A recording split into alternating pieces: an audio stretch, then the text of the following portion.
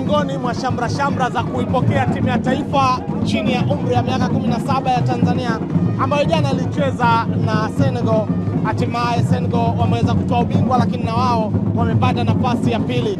Hawa ni baadhi tu ya washereheshaji waliofika katika kiwanja hiki cha ndege cha Mwalimu Julius Kambarage Nyerere kuilaki timu yao ya taifa.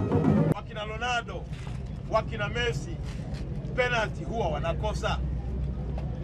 Na hiyo ndio kipimo cha kuonyesha kwamba Mungu alitaka tufike fainali, lakini ametuwekea hakiba ya makubwa zaidi mbele ya safari tunapokwenda.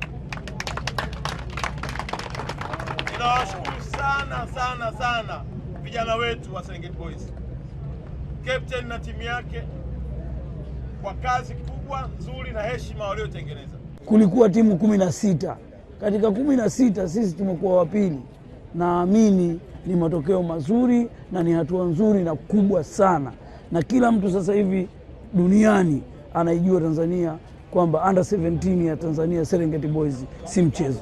Senegali wenzetu wanaonekana wamewekeza kwa muda mrefu kwenye timu za vijana, lakini na sisi kwa sasa tuna mwanzo mzuri.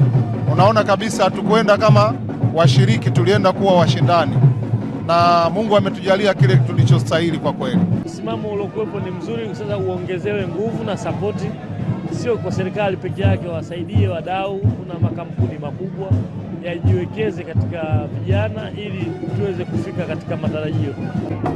Bila shaka sherehe hii inaonyesha kwamba Watanzania wamefurahi, lakini jambo muhimu ni kwamba timu hii imeweza kufuzu hatua ya kombe la dunia ambayo inatarajiwa kucheza kule Qatar.